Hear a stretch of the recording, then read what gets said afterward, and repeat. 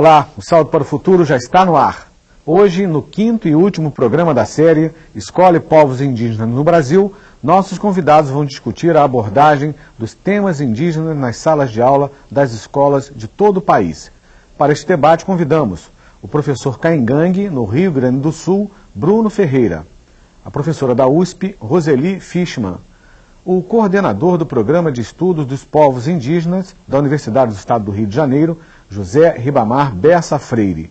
Contamos ainda com a participação de um convidado muito especial, você. No Centro Cultural Banco do Brasil, no Rio de Janeiro, acompanhamos os alunos da 7ª série da Escola Municipal Estado da Guanabara durante a visita à exposição Ticuna, Pinturas da Floresta. Confira. Eu sei um pouco da cultura e também dos costumes deles.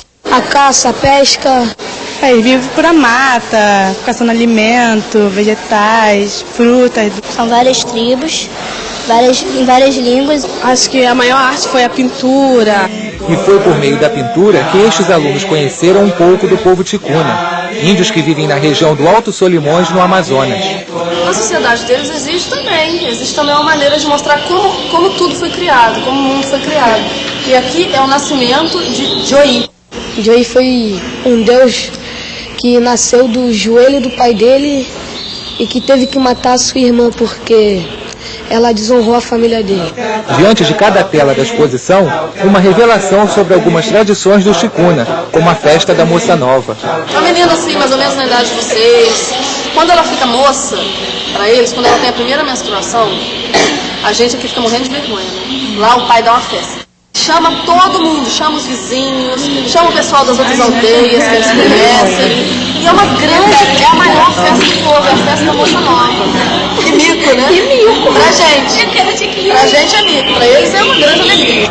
Os pintores que assinam os quadros participaram de oficinas de arte durante cursos de formação de professores indígenas.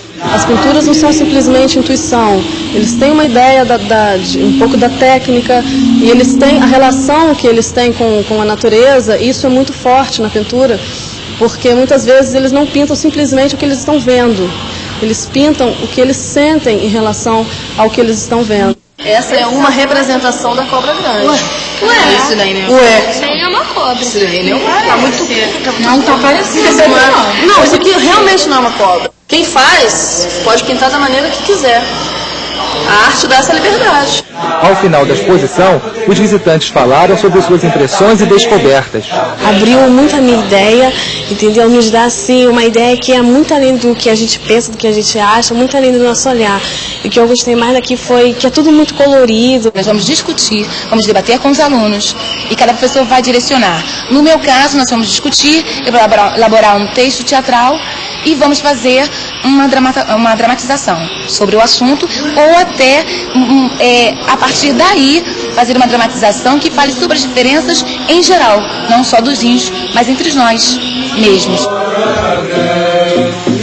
Aqui é uma oportunidade de se abrir um caminho para que se pense dessa maneira, de que o índio produz coisas muito bonitas, que a cultura indígena é muito forte, que tem coisas bonitas para ensinar para a gente, porque a gente acha que só o índio tem a aprender, mas nós temos muito a aprender com ele e a gente aprende isso aqui com uma exposição como essa.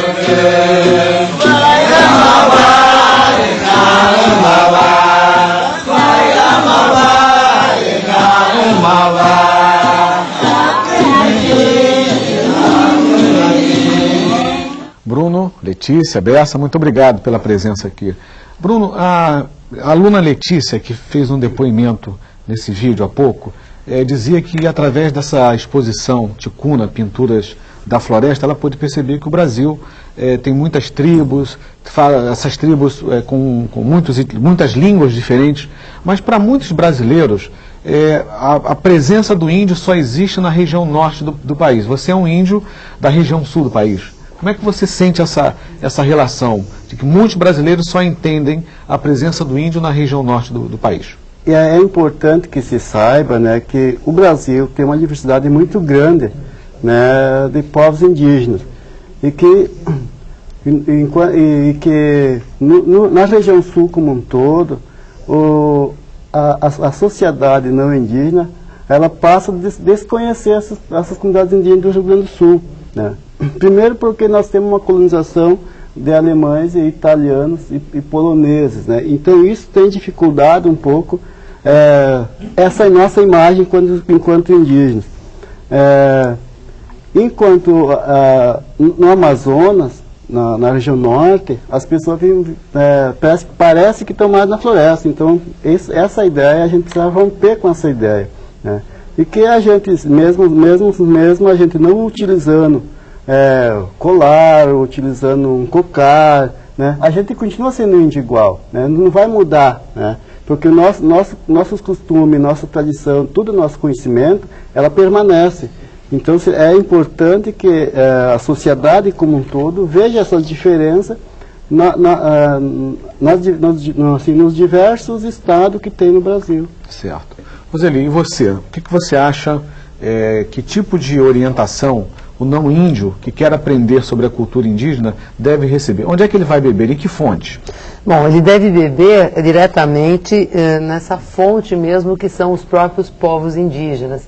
Eles têm o que contar, têm o que dizer, e tão entusiasmada fiquei que não dei boa noite aos nossos queridos telespectadores, em especial aos cursistas da TV Escola, e agradecendo o convite também.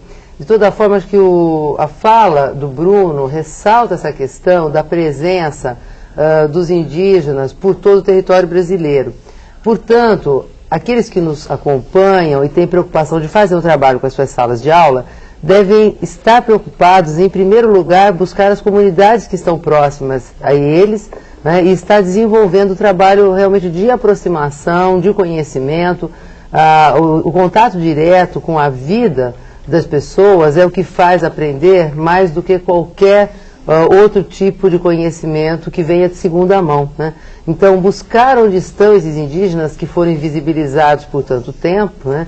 Afora uma outra fonte que muitas vezes está ligada exatamente àquilo que já está na nossa vida, que é uma influência indígena que permanece no nosso cotidiano e que muitas vezes nós não reconhecemos. Então, buscar conhecer, valorizar, né, que é essa porção de brasilidade que está formada pela história dos povos indígenas, pela história de todos nós brasileiros. Bessa, alguns alunos se disseram impressionados pelo fato de tomarem conhecimento de uma exposição dos ticunas, mas uma exposição muito colorida, né? A cor identifica a etnia, ela identifica a relação do índio com a natureza. Como é que você vê essa questão da cor envolvendo as sociedades indígenas? Olha, isso me faz lembrar um belíssimo artigo de um professor peruano que pediu para os alunos de uma escola em Puno, lá no Lago Titicaca, no Peru, para desenhar a sua escola. E os alunos que fora da escola vestem roupas com cores bastante diversificadas, sendo possível você identificar as pessoas, a comunidade de onde elas vêm, pela forma como elas combinam essas cores, quando chega dentro da escola, a escola bota um uniforme cinzento. E o professor escreveu o artigo em base aos desenhos que os alunos fizeram da escola, onde aparecem como ratos, né? E o título do artigo é Basta de Ratos Cinzas. Então, eu acho que essa exposição ticuna, por exemplo, ela termina, o vídeo não mostrou, mas ela termina também com um texto belíssimo do Eduardo Viveiro de Castro, chamando a atenção de como foi possível o Brasil ficar de costas para a beleza da arte indígena, né? Para a riqueza dos etnossaberes, da literatura produzida pelos índios, a literatura oral. Eu, particularmente, fiquei muito emocionado quando vi o aluno aí representando o mito ticuna, falando do personagem mítico, o Djoí, né, que é conhecido no Alto Solimões, e eu fiquei muito emocionado vendo um aluno aqui no Rio de Janeiro, numa exposição, retomando, né, esse né? dado da cultura indígena, que faz parte também da cultura brasileira. Vamos à primeira participação, é da Maria José, direto do Maranhão. Olá, Maria José. Boa noite, Marcos. Boa noite, especialistas. Eu sou Maria José Barreto e a pergunta é do teleposto da Unidade Escolar Prefeito José Vieira Lins. Sabemos que o povo indígena é festivo e centrado na comunidade, na gratuidade recíproca e na partilha.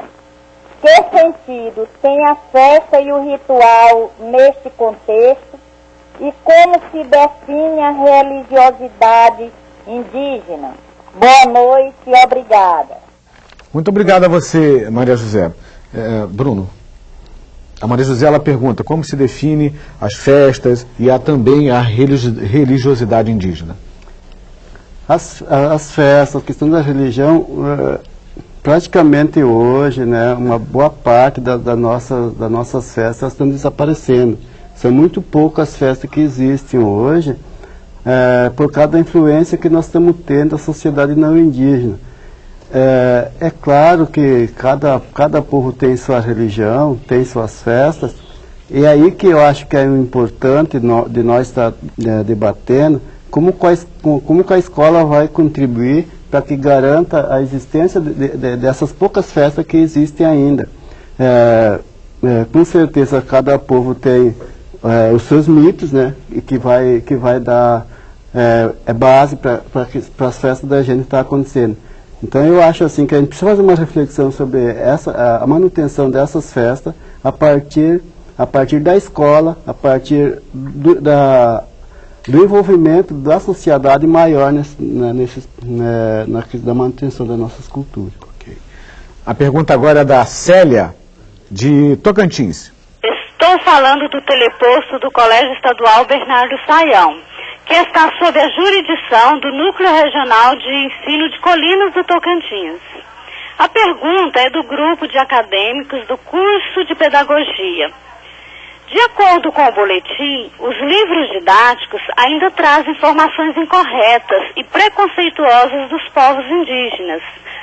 Como e onde os professores não indígenas poderiam buscar informações precisas que valoriza e respeita a cultura indígena?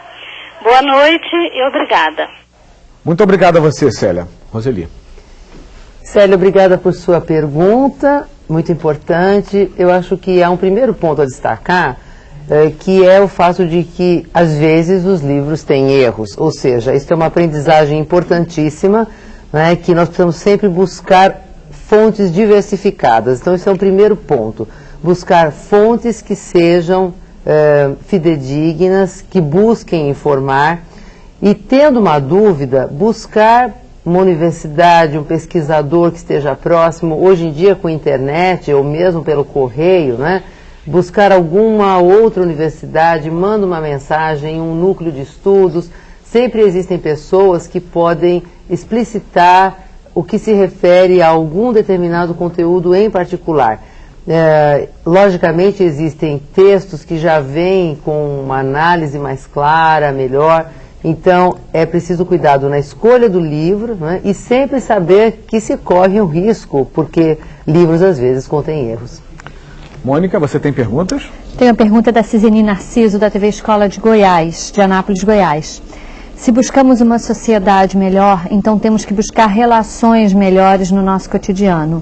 E a mudança da sociedade começa pela nossa casa, pela nossa família, pela nossa escola. Partindo desse princípio, teríamos que, em primeiro lugar, trabalharmos como professores para mudarmos os nossos velhos paradigmas com relação ao índio, ao pobre, ao negro, etc. Para que daí possamos trabalhar o aluno. Será que assim começaríamos a obter resultados significativos? Como é que você responde a essa pergunta, Bessa? Eu acho que a Ciseni já respondeu a pergunta dela quando ela coloca, quer dizer, essa necessidade de trabalhar o preconceito. Quer dizer, um professor que é preconceituoso, dificilmente ele vai poder trabalhar o preconceito no aluno. Então, ele tem que trabalhar esse preconceito a partir dele mesmo. Quer dizer, eu acho que a sociedade brasileira, ela passou por uma espécie de lavagem cerebral. Quer dizer, a gente recebeu uma herança muito pesada que a gente tem que desconstruir agora. A imagem, a representação que a gente recebe do índio através da escola, da mídia, da família, da igreja, enfim, dos diferentes aparelhos ideológicos que estão aí, é uma imagem muito pesada, muito carregada e ela tem que ser desconstruída, né? A imagem, por exemplo, de que as culturas indígenas são culturas atrasadas, elas revelam um desconhecimento sobre a produção de ciência indígena, de literatura indígena, enfim, de poesia, de música, né, de arte indígena. Só com o conhecimento, né, dessa produção é que eu acho que o professor pode efetivamente combater esse preconceito que ele traz dentro de si, que ele recebe, que a sociedade lega para ele, para tentar quebrar, cortar um pouco esse elo de reprodução, né, de imagem distorcida, que vem durante 500 anos se arrastando pela sociedade brasileira. Perfeito. A participação agora da Simoni, do Espírito Santo. Aqui é Simoni, telecursista da Escola Araribóia, Pancas, Espírito Santo. A sala de aula indígena obedece padrões de espaço físico, como estabelece normas da educação, e se ensina língua estrangeira, qual ou quais. Boa noite, obrigada. Muito obrigado a você, Simoni. Bruno, como é que é a disposição na sala de aula indígena? Existe o ensino de outra língua língua estrangeira, por exemplo? Eu acho que a língua estrangeira já é o português. Já é o português, né? Então, e as escolas, as que eu conheço, pelo menos, elas têm obedecido o padrão normal das escolas que estão por aí. Né? Então, isso já é meio problemático, né? Quando você trabalha na ideia de você ter uma educação específica diferenciada, você também precisa discutir a questão da arquitetura da escola, né? Senão você já começa com ela meia mal, né? Claro, além de você ter essa disposição da escola do jeito que está, aí isso vai trazer para dentro dessa escola já outros instrumentos que vai sustentar isso, e aí fica difícil você fazer uma educação específica diferenciada. Claro que tem escolas que eu conheço que também está tentando pôr inglês na sala de aula, né? Aí eu acho que é uma discussão que precisa fazer, se é isso mesmo, não é isso, porque por um lado você está tentando recuperar a língua, né? A língua do povo que está se perdendo, por outro lado você está tentando pôr inglês, daí tem mais o português, então fica difícil isso. Ok. Mônica? A equipe da TV Escola de Anápolis, Goiás, diz o seguinte: há 500 anos os índios travam lutas para serem reconhecidos e respeitados como seres humanos com suas diferenças. Mas o preconceito e a discriminação ainda prevalecem num país com uma grande diversidade étnica e cultural. As nossas escolas não indígenas ainda não trabalham como deveriam ser trabalhados os conhecimentos indígenas. Na maioria são lembrados apenas nas datas de 19 de abril, do Dia do Índio, ou nas curtas aulas de história. Sendo assim, a tendência é permanecer com a indiferença. Eles pedem que vocês comentem um pouco sobre isso. Roseli, por favor. Eu gostaria de agradecer a equipe da TV Escola de Goiás por essa pergunta muito oportuna, que de certa forma retoma um pouco o tema que a CZNI já tinha nos trazido também, porque fala de uma questão séria aqui no Brasil, que é a dificuldade que nós temos de lidar com a problemática do preconceito, do que nós temos, do preconceito e da discriminação. Nós aprendemos a dizer que o brasileiro não tem preconceito, né? E não conseguimos compreender como isso está entranhado profundamente. Então, o preconceito que se manifesta em relação aos povos indígenas tem muito a ver com isso, com uma dificuldade grande de compreensão, que a desconstrução, como falava o professor Bessa, né, do preconceito, é um trabalho árduo, principalmente porque o preconceito está dentro de todos nós. Eu acho que isso é uma coisa muito importante dizer, ou seja, é algo a ser trabalhado, e em relação a todos os grupos humanos que habitam este país e que habitam o planeta. Então, compreender que a diversidade, seja pela manifestação de costumes, de religião, de crença, do vestir, do falar, do dançar, enfim, que essa diversidade é uma riqueza humana, né, e que nós precisamos mudar a nossa atitude, que é uma atitude interna, alguma coisa que precisa ser trabalhada e com ajuda, né? É uma questão de ajuda mútua, há uma reciprocidade, de compreensão dessa diversidade.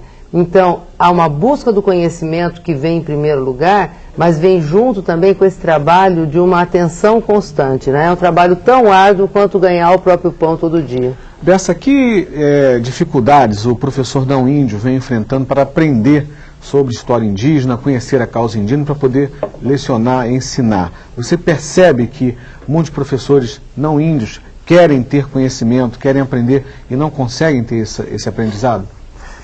Começa já pelo fato de que, se você verificar quantos dos 180 milhões de brasileiros conhecem uma aldeia indígena, você vai verificar que é uma porcentagem ínfima de brasileiros que conhecem uma aldeia indígena. O Darcy Ribeiro dizia que qualquer brasileiro que conviver uma semana com os índios nunca mais vai voltar a ser o mesmo. Ele vai ser transformado.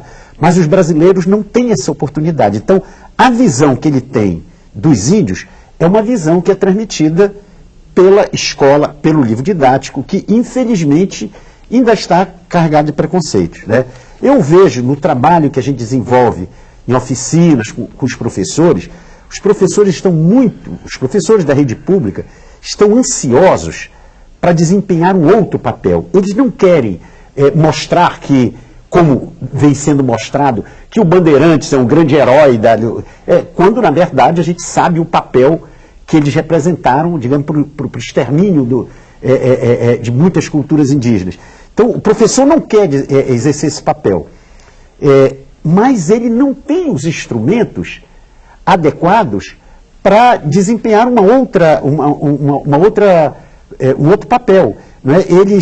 Não existem livros, né, suficientemente. A própria universidade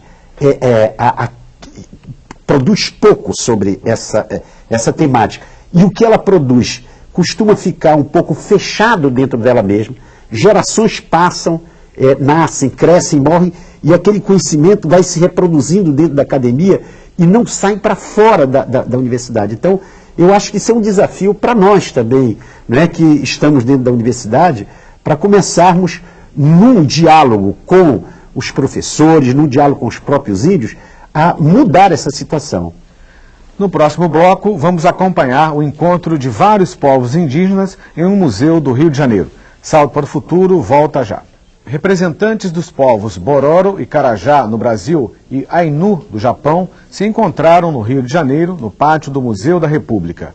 O evento foi promovido pelo Instituto de Desenvolvimento das Tradições Indígenas e na plateia, cerca de 1.200 crianças e adolescentes assistiram às apresentações.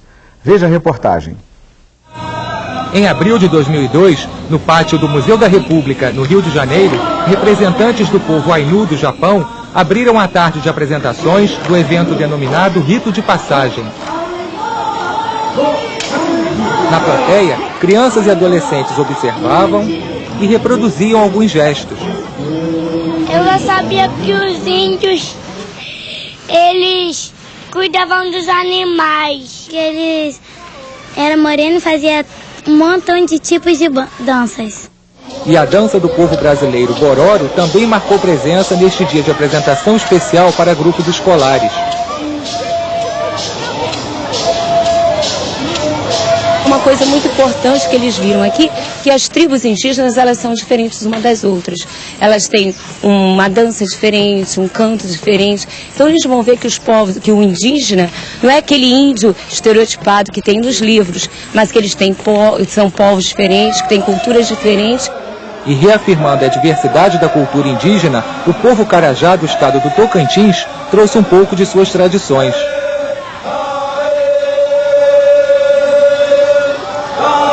Cada povo tem que expressar suas ideias, falar de seu povo, né? Falar a questão política, falar sua identidade, ter coragem de falar. De todo o povo, a gente quer desvendar para a cidade esse iniciativo que ainda é desconhecido. Que através dessa apresentação, as pessoas começam a ver que existe diversidade.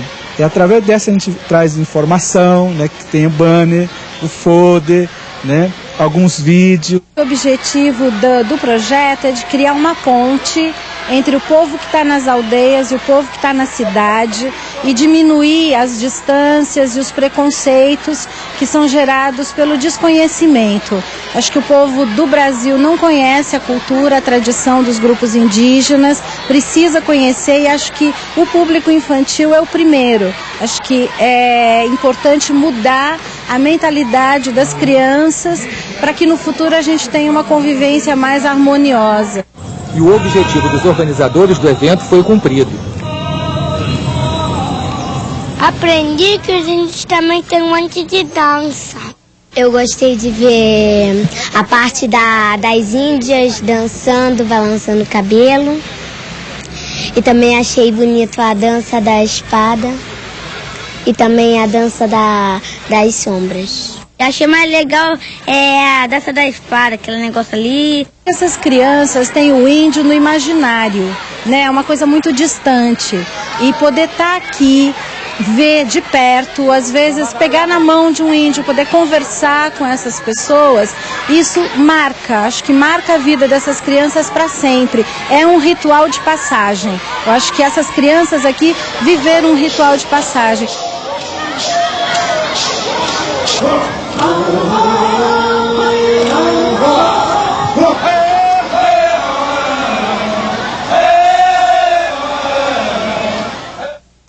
Bessa, a música, a dança são aspectos importantes, né, da cultura indígena. Você já citou outros, né, a ciência, a literatura. Queria que você falasse um pouco sobre o conjunto desses aspectos da ciência indígena e como é que você vê a importância disso para os dias atuais, para o nosso desenvolvimento.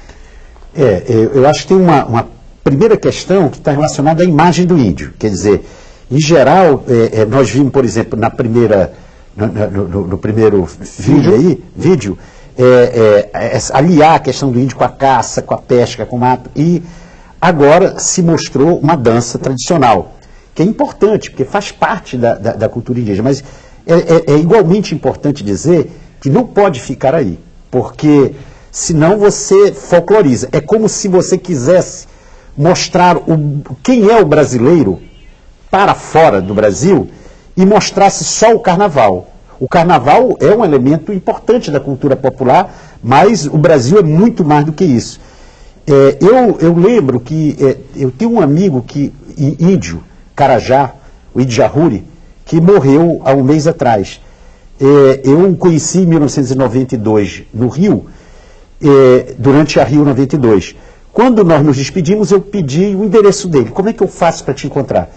Ele me deu um telefone de um orelhão para deixar um recado, para dar um recado lá na Ilha do Bananal.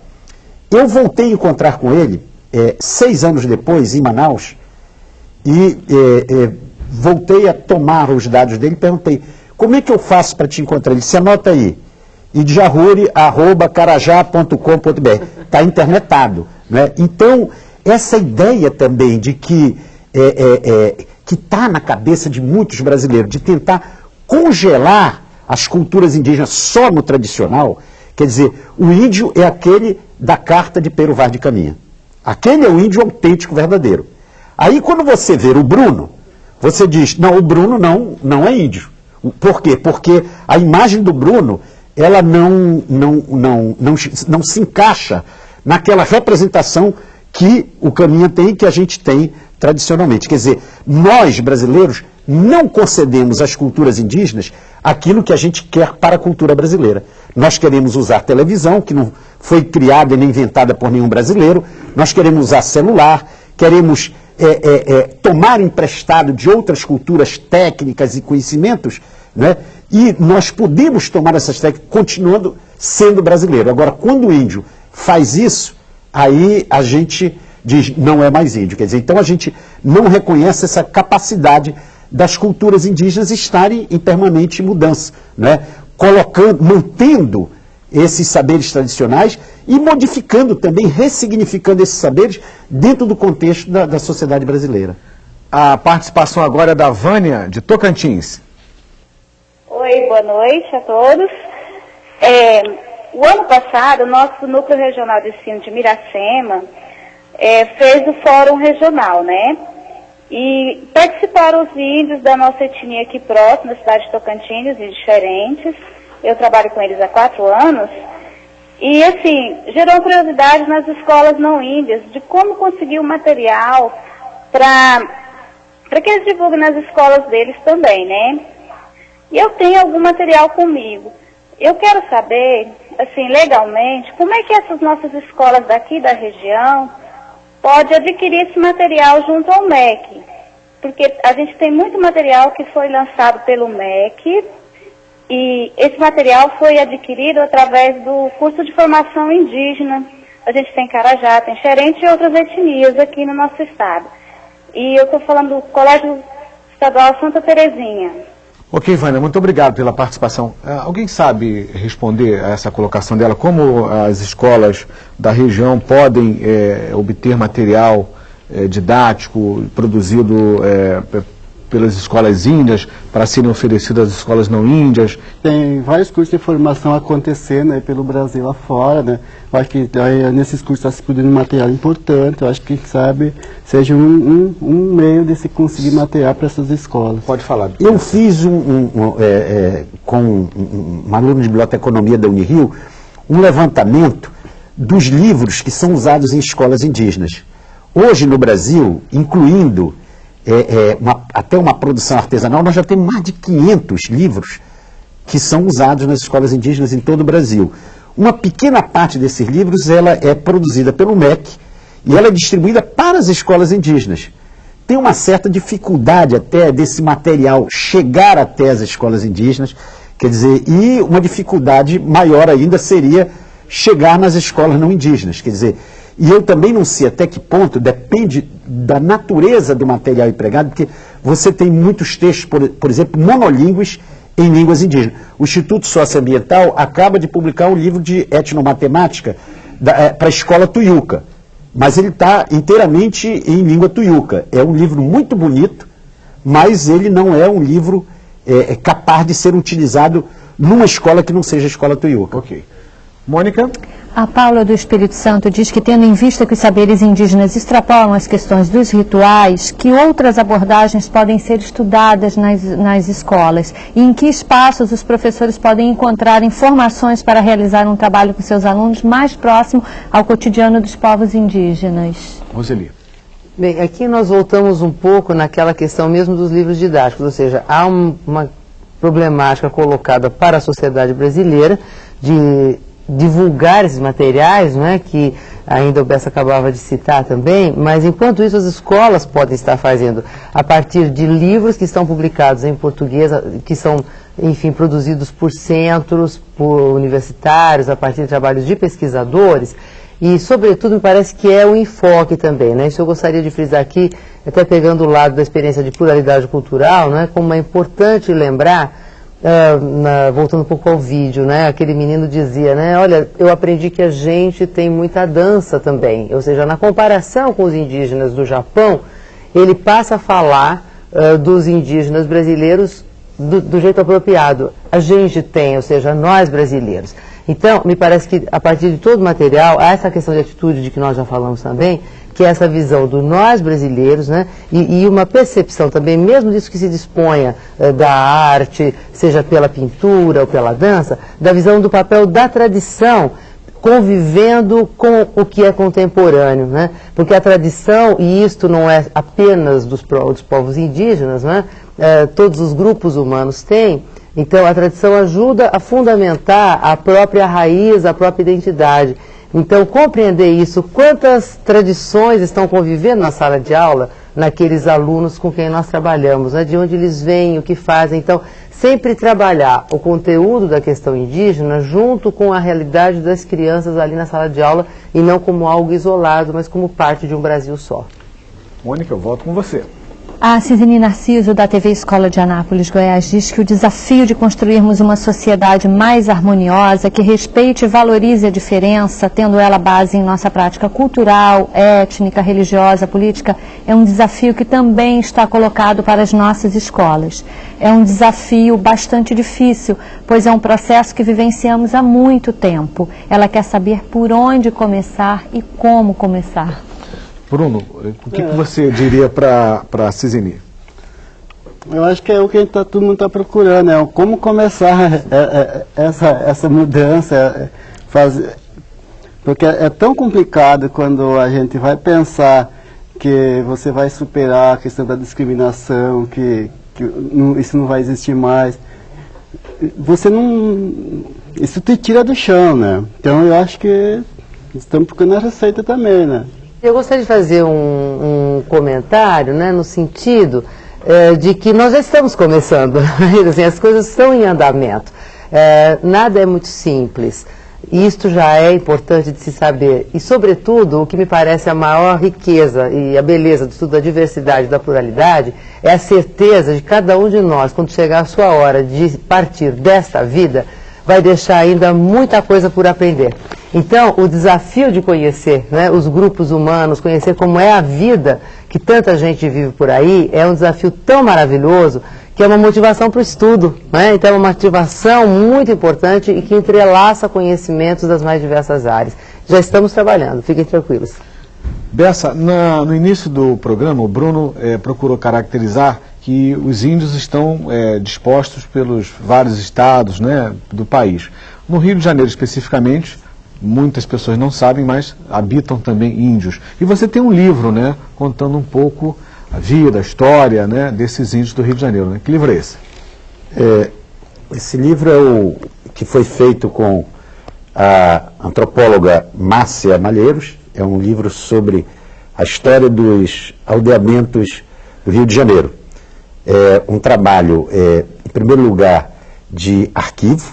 A gente levantou informação em arquivos da cidade do Rio de Janeiro e em pequenos arquivos também do interior do estado do Rio de Janeiro, né? De Pádua, Itaocara, do Norte Fluminense, sobretudo para reconstruir a história do século XIX, dos índios do Vale do Paraíba, os índios puris, coroados e coropós. E também nós terminamos o livro mencionando apenas as 4 aldeias dos índios Guarani e Imbiá que existem em Angra e Paraty, né, com o qual nós realizamos um trabalho de valorização do artesanato e de formação de professores. Agora mesmo, alguns desses professores estão nesse momento em Santa Catarina, num curso de formação de professores com índios do Rio Grande do Sul, do Paraná, de Santa Catarina e do Espírito Santo e do Rio de Janeiro, né? Então nós estamos acompanhando esse trabalho, né, muito de perto, porque a população do Rio de Janeiro ela não tem uma consciência da presença desses índios, né? O Rio de Janeiro ficou fora do mapa durante o século XIX, durante o século XX, né?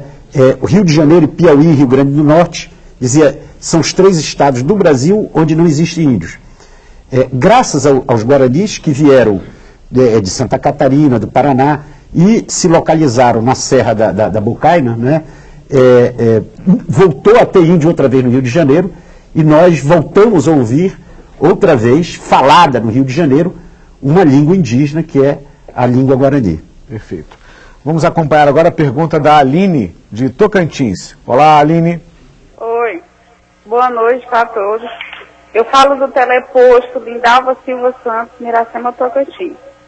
Gostaria de saber se existe uma escola preparatória para professores não índios, para atuarem na área indígena. Boa noite, muito obrigada. Muito obrigado a você, Aline. Bruno, você tem conhecimento da existência dessa escola? Eu não conheço nenhuma escola que prepare não índio para trabalhar com comunidades indígenas. Mesmo porque a gente está num processo de estar retomando a escola como um espaço dos índios e a gente está num processo de formação de professores indígenas, né? Então eu acho muito difícil, a não ser as universidades, mas mesmo as universidades não tem nada a acrescentar para a formação desses professores para trabalhar com comunidade indígena. Eu acho que eu não conheço. Ok. Mônica? A Letícia do Rio de Janeiro pergunta, para que a temática indígena seja abordada na escola de forma significativa, é preciso que os currículos dos cursos de formação de professores passem a incorporar a temática indígena. Há algum tipo de movimento nas universidades nessa direção? Esse tema vem sendo lembrado, né, da mesma forma que falamos agora há pouco do livro. Tem esse aqui, um livro antigo, eu gostaria de citar até como uma homenagem, não é, à professora Araci Lopes da Silva, que foi, não é, uma grande lutadora já falecida. É um livro que já tem quase 10 anos, né?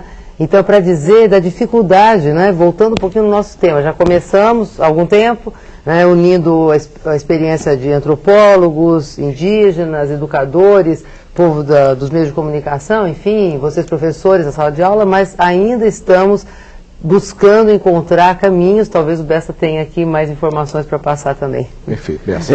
Aqui na Universidade do Estado do Rio de Janeiro, na Faculdade de Educação, a partir de 1998, se começou a dar para o curso de professor, de formação de professores, uma disciplina que chamava etnoeducação, educação indígena. Isso até como resultado de uma reivindicação dos índios Guarani, que começaram a pressionar, quer dizer, a própria universidade.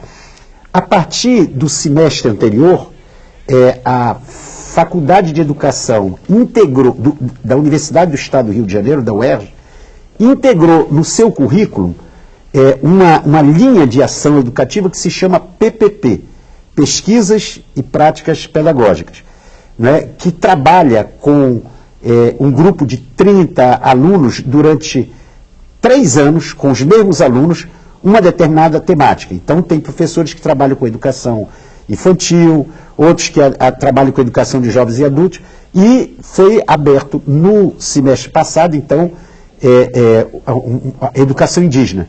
Eu estou trabalhando com 30 alunos e vou acompanhar esses 30 alunos durante 3 anos só discutindo a questão da educação indígena. Inclusive porque nós achamos que se existe algo novo hoje na educação brasileira, a gente pode apostar que esse algo novo está sendo gerado em algumas escolas indígenas que começam a colocar questões muito importantes de reflexão para o Sistema Nacional de Educação. O Bruno tem uma reflexão que foi publicada sobre o papel da escola nas sociedades indígenas, quer dizer, quando ele diz que quem colocou a escola indígena lá na aldeia, os índios não sabiam direito por que estava sendo colocada aquela escola, mas quem colocou sabia, né? E ele termina dizendo, não, mas os índios agora estão começando a saber, estão começando a utilizar a escola como um espaço de resistência. É esse espaço de resistência que está sendo usado pelos índios que eu acho que tem muito a dizer para o Sistema Nacional de Educação.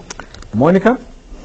A Ana Cristina Cauinan dos Santos nos enviou um e-mail dizendo que achou válido nós termos mostrado durante toda a semana a importância dos povos indígenas terem uma escola diferenciada, a fim de que a cultura deles seja fortalecida e valorizada. Ela diz ainda no e-mail que espera que a aldeia dela possa ter logo essa escola diferenciada.